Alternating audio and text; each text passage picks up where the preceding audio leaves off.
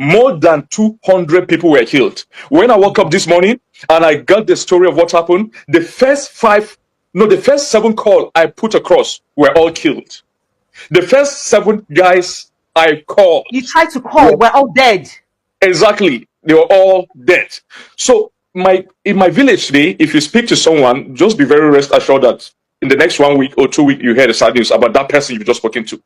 And do you know, before now, just last month, about 20 people were killed in that same village. They are the Fulani, and it's not ethnic profiling.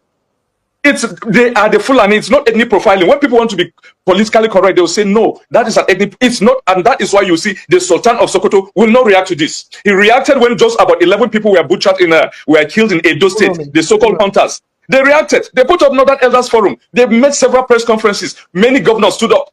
The governor of Edo had to travel to some of these states to go and say sorry. Just 11 hunters, that is alleged hunters, if really they were hunters, who were killed. Now 200, nobody in the north is speaking, because that is the collective agenda, jihad, and the complete takeover of the land of our people. And let me tell you, so I'm saying it authoritatively. I'm an authority in this area. I was born and raised in Jos. I speak Hausa as my first language. I speak Hausa better than I speak Tiv. And let me tell you, this thing they call intelligence. We are the sources of this intelligence. The government sometimes use the narrative of intelligence to confuse you, as if what they know is different. They know exactly what we know, or we even know better, because we are the sources of this intelligence. Many of my friends from the adjoining villages in Nasarawa State, who are of different ethnic group other than the Fulanis, anytime the Fulanis are mobilizing, like this attack, they told us day before yesterday. We communicated to the security force. Nothing has been done. No, just hold on, because this is too much to rush. I'm sorry. Are you saying that you got an intelligence report as a civilian? Your Yes. community had an intelligence report about this particular attack that killed over 200 people, and you... My sister, do you know the funny thing? It is no longer secret. It's just like the secret cultism in Nigeria. They gathered their AK-47 in a community called Giza in Nasarawa State, in the boundary between Nasarawa and BENUE, in Giza and Kadorko. All our friends from there, and they come out in the open with their this, and they hold a meeting openly. You know, they are going to strike in Hirota, and then some people begin to bid them farewell. Allah Kulafia. May God take you safely. May God take you safely. Yes, they came in more than 100 bites. Listen, but that is how your country has degenerated. That these things are done in broad daylight. It has degenerated. And let me tell you, let me also shock you. About 7 soldiers, I'm saying it as it is, about 7 soldiers joined them from the Giza, the community, adjoining my own village. And they arrested one who uttered all this, made this confession. He said some of the soldiers from Giza trained them of Fulani ethnic stock, and they joined them. They commandeered the whole thing. So what they did yesterday was extremely tactical and strategic with military precision. Right now, there are a lot of tea villages in my council ward that have been taken over by Fulani. They take over not just for grazing, but for proper settlement. You go to these villages today, you find even their kids crawling, small kids who are yet to start walking. They brought them, you know, their families, occupying thief homes, thief houses, which are still standing, occupying those houses. And they have their kids there, not just their cattle. So it's not all about open grazing prohibition. It's about total takeover of the land. Reaction to this recent upsurge in violence in your home state of Benue? Charles, is a situation that is lamentable, unacceptable, could have been taken care of ahead of time. One event too many. The state of Benue has suffered a lot in the past number of years, not just in the past 2 years under this administration, but in successive administrations. One thought this would be taken care of. I want to thank Pope Leo XIV tonight for the awareness creation, because the whole world is abroad. The media is talking about it. Today I received calls from Germany, from Italy, from France. There are people who want to come and visit. There are journalists who want to come and see what is happening here to report back to their people. I want to thank the United Nations for their voice today to say this is unacceptable, and the United Nations Secretary General who has spoken. I want to thank the Amnesty International, who says that justice must be made to bear in this circumstance. It's a situation that I think as a nation we must work towards ensuring that it's brought to an end. And when you mentioned that all these people are phoning you from abroad, when they ask you why is this happening, what do you say to them? Well, I think that the story of BENUE is very much known abroad, much more than we tend to think about it here, because the story, whether of Boko Haram or whether of herders and the situation in the Middle Belt, is actually one that the media in Europe is very concerned about. Well, so, what I'm asking is, what do you say to them is behind it? Is it competition for land? Is it fueled by religious and ethnic divisions? Is it something else? Yes, this is a very good question you're asking, because I think that what actually has happened is that nobody is telling the truth about the problem in BENUE and the Middle Belt. And we are wanting to be politically correct by saying, and I saw that in a major statement today, by saying that there is no religion involved in this crisis. Well, a statement today from the office of the SGF, for example, who said it's not about Secretary to the government. Yeah, Secretary to the government, who say there is no religion involved in this. There's no ethnicity. It's an economic situation. And you believe that there is religion and ethnicity? Of course I do believe. But tell us why. Because this is not the first time. The people of BENUE know that they have had an issue of jihadism in the past 100 years, that ended up in BENUE. The people who took the jihad, who will never want to end, want to continue that jihad. The last jihad ended up in BENUE. I used to joke with my Igbo friends and brothers and said, you know, Christianity is actually stabilized in Igbo land because we stopped the jihad in BENUE. And so they want to continue that jihad, and the BENUE is the center for them of that jihad. They believe that once they're able to overrun BENUE, then they can reach the ocean as they had always thought. And this is the narrative that nobody wants to talk about. We want to be politically correct, and therefore we are saying, oh well, there's nothing religious about this, or there's actually nothing ethnic about this. You're talking about a people who are going into BENUE to massacre people from week to week. And when the matter comes up, they say, oh well, you know, please try and find reconciliation with the people. When did the Fulanis, who are doing the massacring in BENUE, become members of BENUE?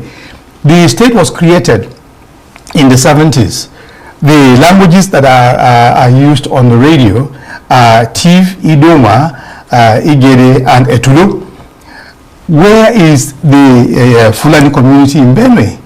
And now you are saying reconcile with the people who are there. How do you reconcile with the people whom you do not know? These guys come in the night, they come by river, they come by canoe, they get out of the canoe, they get out and go out and kill people, get back into their canoes and run back. They don't belong to BENUE. They hope that continually, by decimating the people who are in the north of the BENUE, they will be able to occupy that land, drive them out as they are, kill the people, they destroy the churches, they burn the homes, they take over, they take the people's food and offer to cows, and gradually they are inching into BENUE. This is the situation, and that's the story which I like to tell anybody. And it's an unfortunate situation, because I think that the government is taking this matter not as seriously as it should. The same situation we have in Plateau, the same situation we have in Benue. Overrun Plateau, overrun Benue, and then move on. This is a story that must be told, and that story must be told openly, and we don't need to be politically correct. We want to be able to solve a problem. You must get to the root cause of the problem. Indeed. And so, given what you're saying, although, as you said, the government of the Federation, the SGF's office is disputing that, and so are some other people, what do you expect? It seems like, based on what you're saying, it's important for President Tinubu to actually go to Benue State and get to the heart of the matter. Because if what you're saying is the heart of the matter, then it's important for him to understand that, because that's the way to solve the problem, isn't it? Precisely. And this is why I thought it's important for us to put this on the table. And President Tinubu must understand this before he puts petrol on the fire in Benue. Yesterday, the statement that came out from Bayo Onanuga said... That's one of the president's spokesmen. The president's spokesman say that the people of Benue ought to reconcile among themselves, reconcile with the people who are killing them. Who are these people who are killing them? Do they know them? So how do you reconcile with someone whom you cannot even see? That's a good point, because I put that point to the governor of Benue State when he was on this program yesterday. Yeah. So how do you dialogue with someone whom you cannot see? Well, the two of us are dialoguing now. You and I can talk about whatever issues. Those guys, nobody knows them. Nobody knows the address. They come in the night in hundreds. They kill in the night and they go. So the issue that is actually at stake here, which nobody is talking about, and I would like the president to address it. The United Nations is asking him to do so, and the Amnesty International is asking him to do so, and Pope Leo is asking him to do so, is to find out who is doing the massacring of the people, who is doing the killing, and to bring them to justice. Nobody is saying we must bring these people to justice.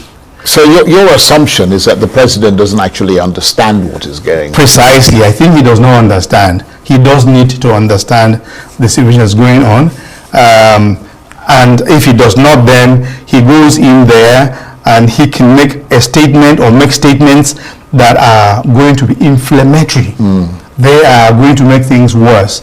I think it's important for us to let the president know that there is a situation on the ground which he needs to understand properly and to address adequately when he's on the ground. And you mentioned Pope Leo.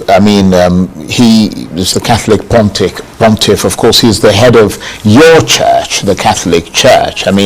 He's been offering prayers in supplication over what has happened in Benue State, and his voice does carry a lot of political and moral weight. But I'm wondering whether or not he's getting involved in it because there's a religious, you're saying there's a religious element. He has information in this regard.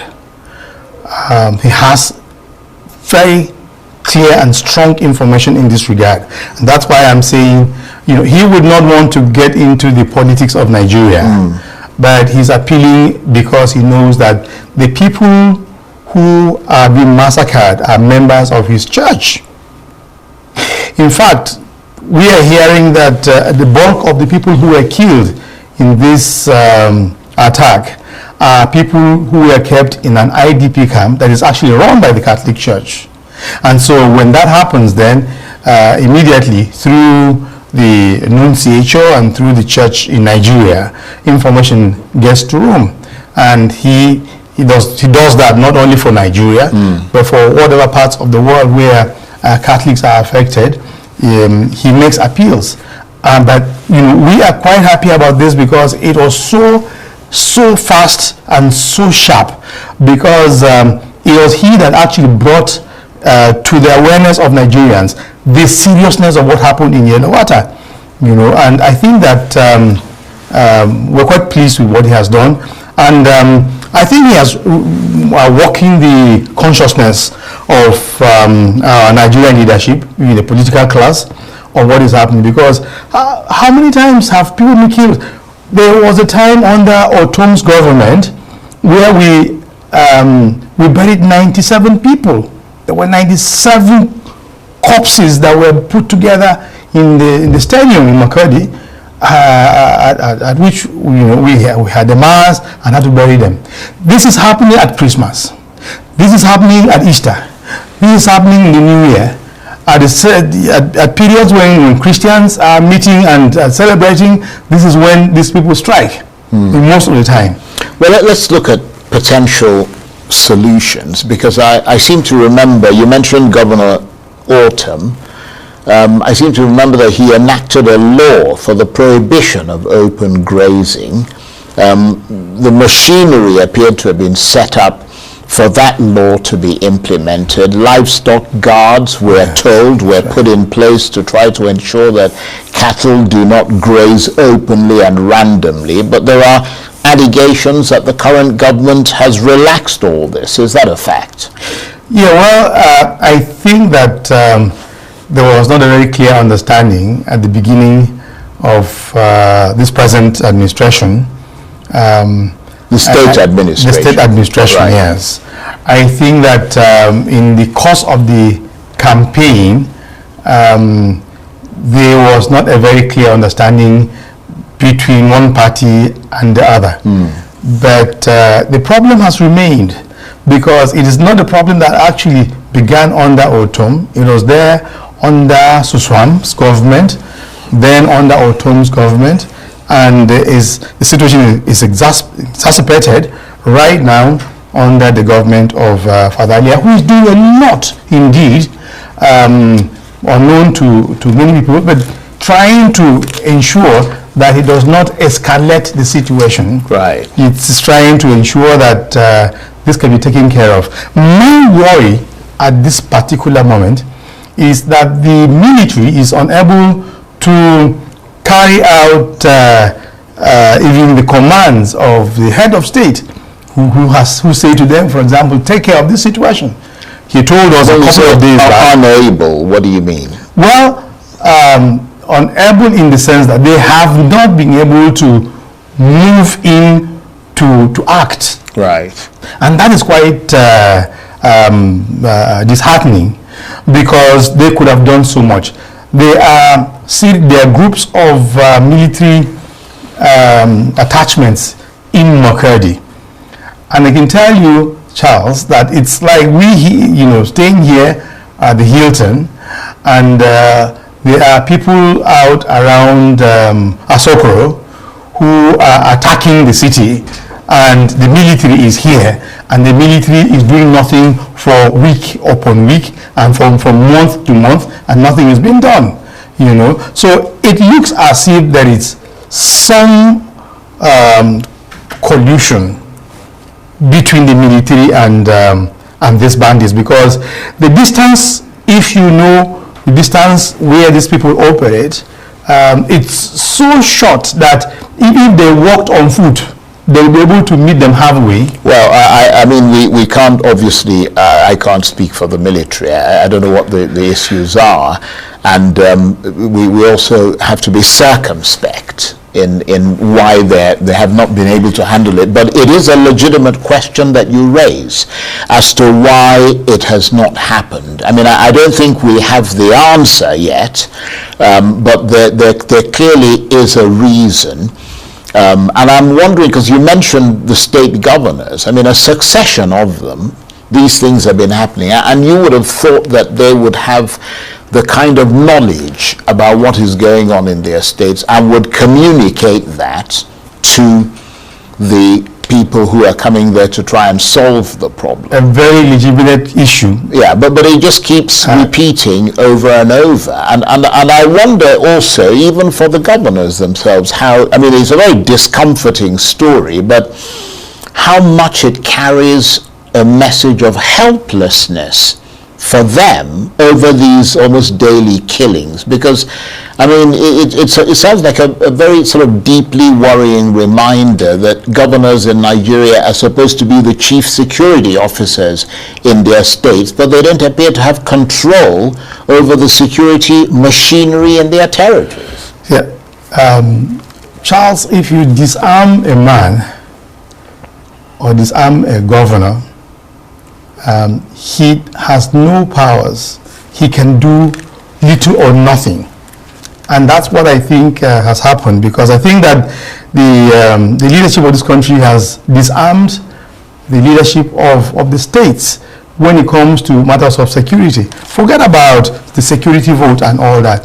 What do you use a security vote for when you have no powers to command whether it's the police or the army to take care of bandits or who are killing your people?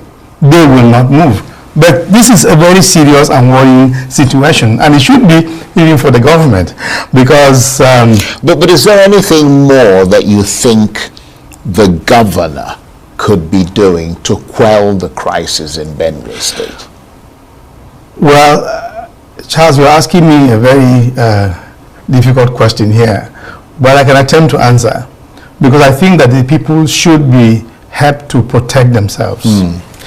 They should be aided to protect themselves, because after years and years of attacks, the people are left helpless. They should be helped to protect themselves. What help will not be for me to say, but the Constitution allows people or anyone to protect himself from an aggressor. So what ways can be made available for protection should be done.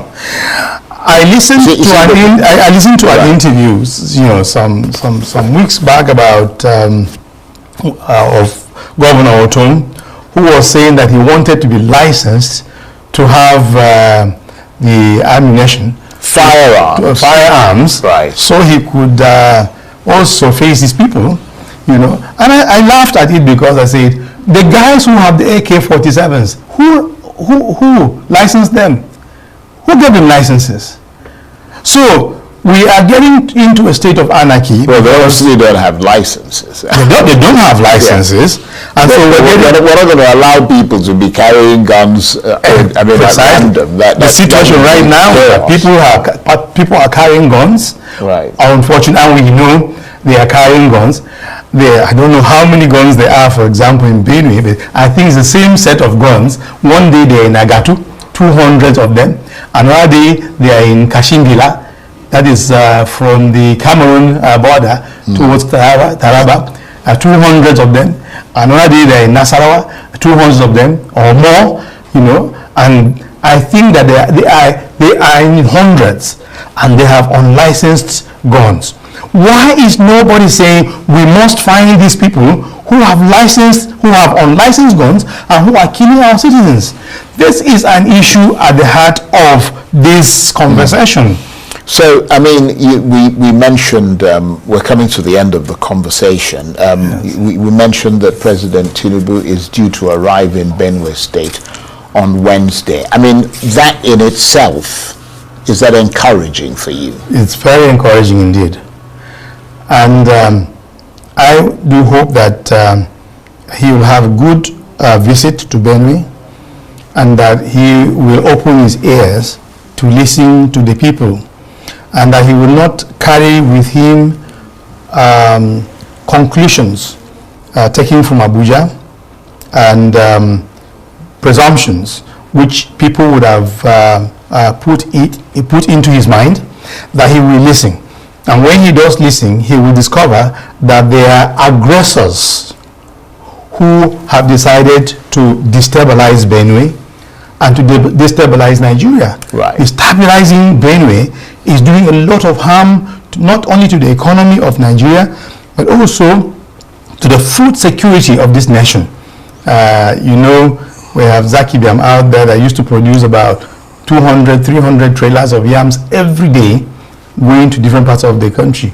all that has ended. Right. There are other areas of food production in Benue that have actually come to a halt because of this. The farmers have run away from their homes, so there is even hunger in Benue. Well, on that note, Father, I want to thank you very much indeed for coming in and for being as expressive as you've been. And I do hope that the President or the people who work with him are listening to you. Reverend Father Patrick Alumuku, OON, is Director of Communications at the Catholic Archdiocese of Abuja. There goes zombie you. There goes zombie you. You can't escape it. So now, let's discuss again. The killing in Benue State. Many of you, when they did my life, you are young children. You know the history of that state and these killings. For people who really want to know about the killing in Benue State and know some details of it, Karl Mayer, I think a German-American author, wrote a book called This House Has Fallen. This House Has Fallen. It's a book about Nigeria. I implore you, may you go read that book. May you go read them, because it goes in depth on this thing that is still happening till today in now different form. Ladies and gentlemen, let me give you a small example. As they won't come build Lagos Calabar, new Lagos Calabar, where old Lagos Calabar is on, nobody will pass that one. They never say, let's go and repair it where. Let's do it where so that people are safe and let's do new one. That's why they go pursue people off there, because that place has now become what? Valuable. There's value there. They don't see way to chop 16 trillion. That's gold money. That's oil money. $13 billion. It's mind blowing for one road project for a poor country. 13 billion. $13 billion. The money see they blow my eye. For road. I say, I don't tell you that for my last life. If that road no lead to promised land, ancestors no go grieve for all the people they involved for that thing. If that road no lead us directly to the promised land, if that road no lead us directly to the promised land, tout à so ma chef faut que to logo no kini yen ko tan romo le ma chi eba wo where me I no talk. Okay. Anyway, 13 billion.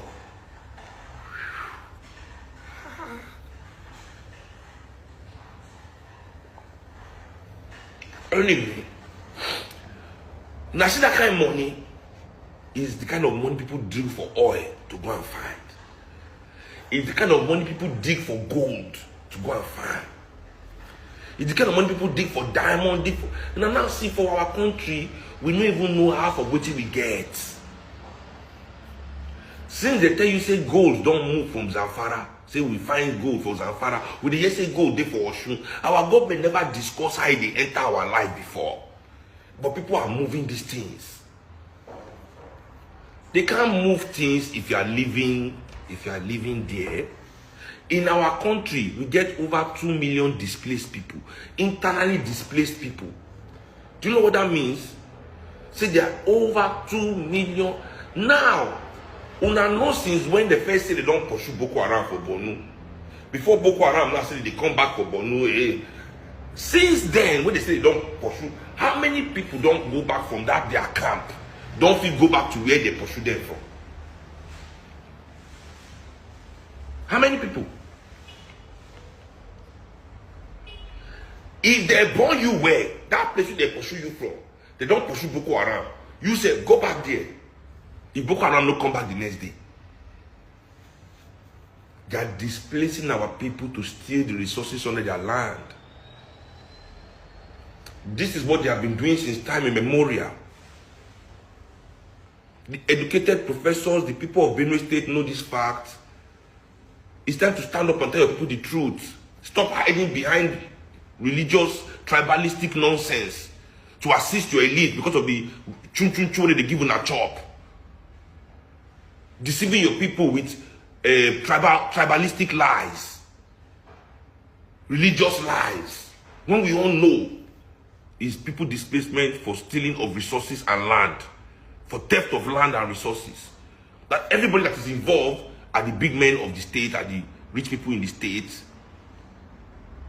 But you want to keep deceiving your people because one day you believe say you go reach your turn when they go share. Let me drop out for there. Thanks, man.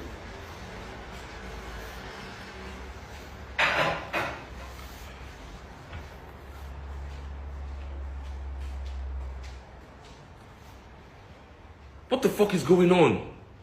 When will our life even mean something to any one of you? Once they don't go learn book, they don't draw, they don't say they don't get money, they don't get 1 cent, they don't teach you their own thing. You just start to feel as if the poor Nigerians are ants and miserable. Now they talk, you just lie about them. We are the people that are making their lives like that. Because me, I don't see everybody go, they shout headsmen, killing people, bandits. But we get people who go school for Nigeria, we see they be doctor. When they go, they watch human being die because of 5,000. And you go school, you don't be headsman, you don't be bandits. People go enter luxurious draw, boss.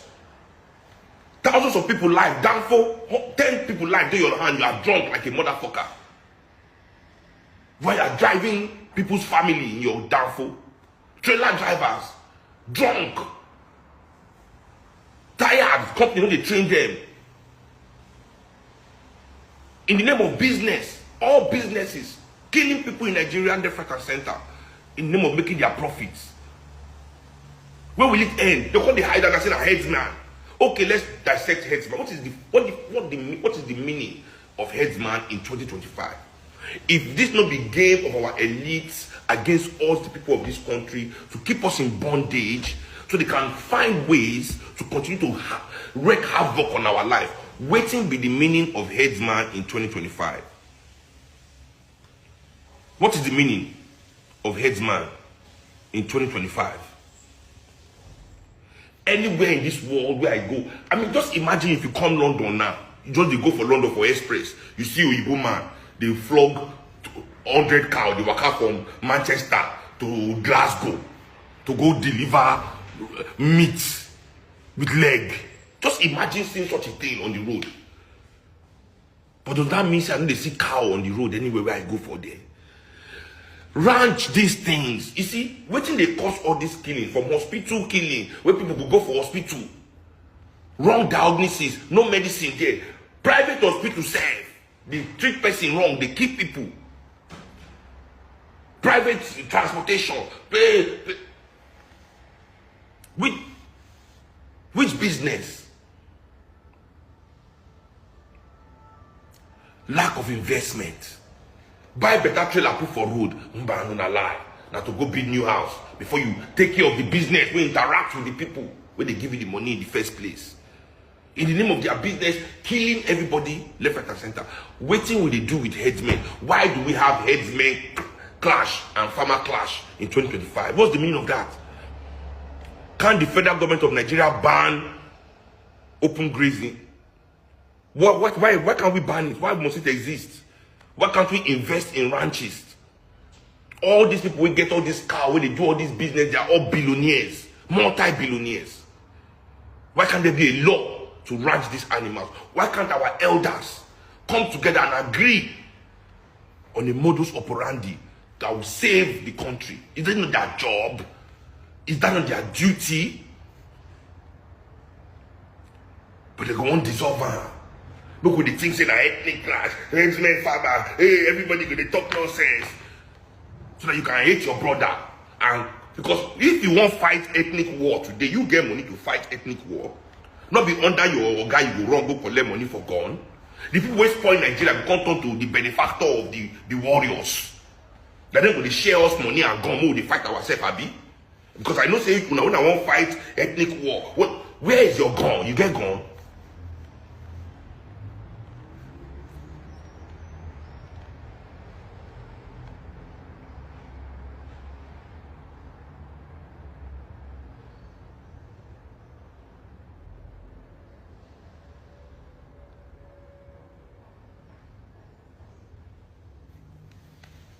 They are leading us astray, openly leading us astray.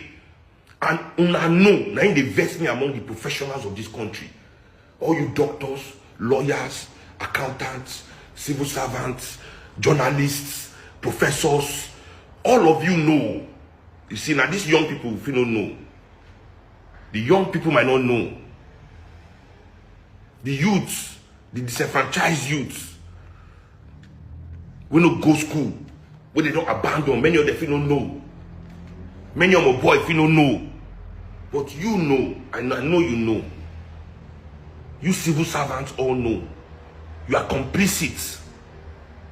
You policemen know. You military men all know. All of you that interact with this system in any way, you all know. You deceive the youth. You use your professional status to gain whatever you can gain from the enemies of this country, and you are willing to sacrifice the rest of the country, the poor, the homeless, the unemployed, and the youths. You're willing to sacrifice them to appease that oga where they give on additional chun chun chun when I tell the show say when I be big boys for town.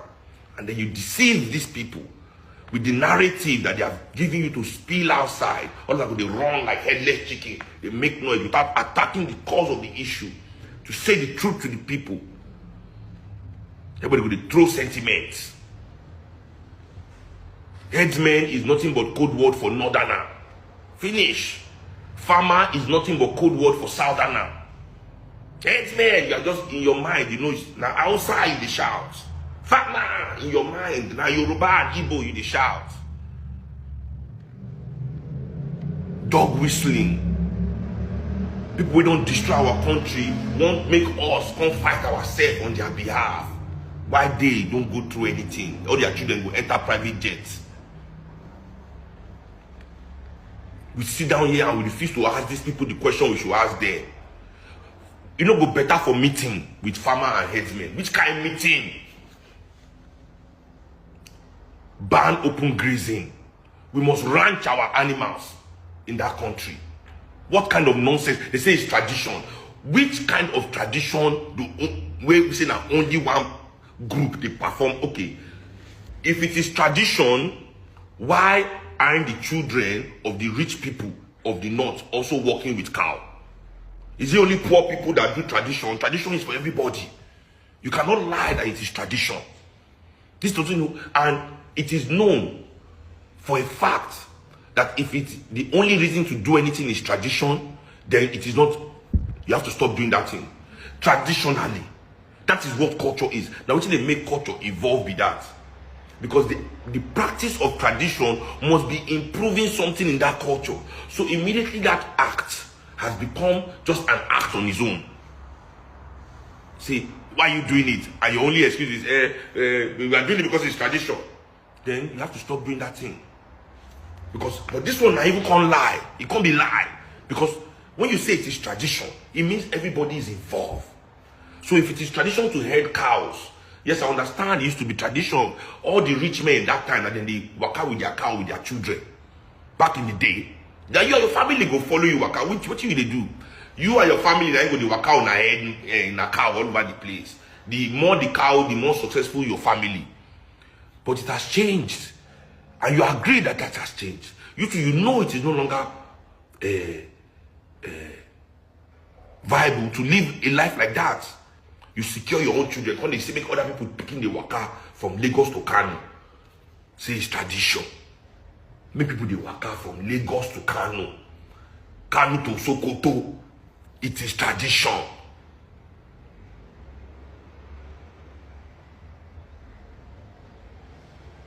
Then these people when no say na tradition, they know where they pass. So them by themselves, but see come this same fucking people that own cows are the motherfuckers that own all the land in Nigeria too. Don't think that they are different people. Now they still be the farmer. This it is say you are the farmer. You say now farmer now. All this most of these subsistence farmers are working in the lands that are owned by these rich motherfuckers.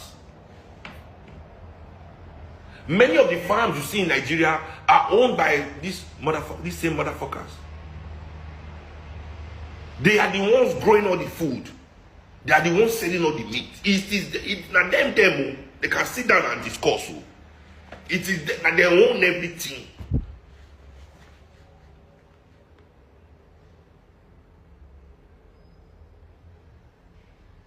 It is tradition. Why are your own children not in the tradition? Are your children not also from that culture? I don't want to tell us now, oh, I say, you are no longer part of us. Because the only way I think believes in that tradition, I need to see some of these rich Fulani and Hausa children, these northerners, with the ball. I need to see them in the bush walking their cow. If that is not the case, they remove the tradition argument. Remove the tradition argument. Let's go to best practices. Invest in your business so that our people are no longer killed. And we know it's not be the reason why you just merge your militia into the headsmen. You are just merging militias into the headmen to displace people from good land that you want to steal. We all know what is going on in this country. Or if we want to claim so we don't know, maybe they lie, they go. People are stealing and claiming land and resources. Displacing people left, right, and center in this country. Because those people gonna know what's in there under their leg. If they don't lie for us, say we are all poor. Exactly.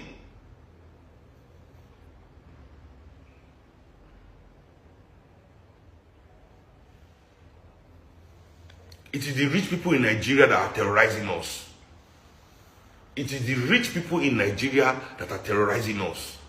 And it's high time we, the people, bring them to order. The journalists of Nigeria, you need to humanize these stories.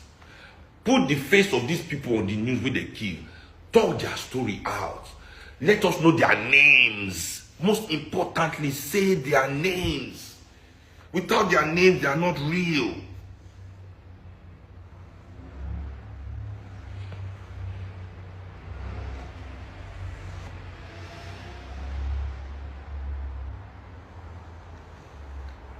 Without their names, they are not real.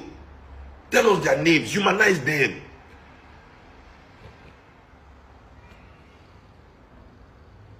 We need ranching in our country. Open grazing can no longer work. We are tired of dying so that people can make money. Last week, now 2 of our tanker explode for road. One explode for Lagos, one explode for Ibadan. They just 2 tanker explosion. No owner. The tanker, no they ever get no owner, no name of company, no name of driver, nothing. Press don't kill the story. No, like say the trailer just put itself on road because nobody they train the drivers. There are not enough of them walking. They work long hours. Many of them sleep off while walking, and they cause many of those accidents. The money to train them, now they can send their children, go holiday. They can go buy house for girlfriend. If to say, you know, all these things, all these lies, you know, they claim, all these debts that you people spread all over our land, this misery that you make us live under. If to say that they carry that money now, we see say that they can do something. We say, okay, let's say, okay, when they die for something, maybe person go shut up. But it is for the most childish. This is our fight with Una, not be human, not be we go fighter. Una must answer first to the ancestors for these things you people do. You people must first and foremost answer to the ancestors for these things that you do, before you now answer to us. In fact, you answering to us will be a reprieve. Now, in answer, no. Say if Africa stand up against you, when they come there, that one going to be the small one. Thank you. Yes. That's what it will be. That's what it will be for now. Invest in your shit. Invest in modern farming practices. Give our farmers big equipment, big things that they need. Industrialize the farms. I travel in Europe, I see farming. I know what farming is and I know what farming ain't.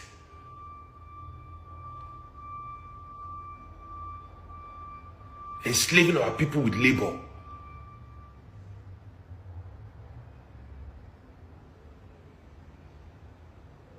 Before I said, I did tell you, say now inside democracy, now suddenly it can't be say now headsmen they can't kill us for Nigeria. When me at the grow say, oh they could just send army go BENUE, especially that BENUE state, because that place is, the land is so rich. We just army don't invade one community for BENUE. Army don't invade every. So now democracy they don't fit do it. After Obasanjo first do 2 genocide, Odi and Zaki Biam, where everybody come, oh this, now that's in that time, then they form different militia. The first thing militia. From there, Boko Haram, now headsmen, bandits, any kind name. But we know what has been killing us.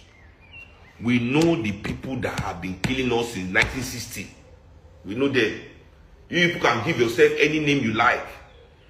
You can disguise yourself in any way you like. Name yourself any new name. Give yourself any identity you like. But for a fact, we know who you are. Who you have always been. Now still now. Don't they do it? Hey, we know any name you like, give yourself. Kidnappers, Boko Haram, bandits, this one, headsmen. Eh? Now, we know you. And when the time comes, we will come for you. The way you come for us, we will come for you.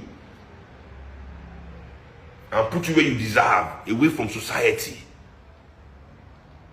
Yes. We put you and all your peers together. If you even give now one area, you know, say China.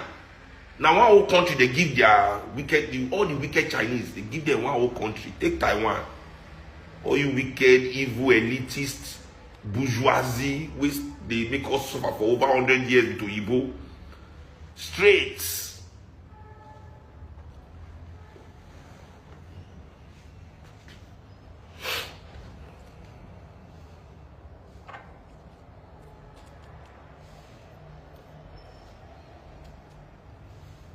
Somebody say, tell me who you think is more competent than Peter Obi. Showore is more competent than Peter Obi. You, man, when they ask the question, you are more competent than Peter Obi. You don't understand?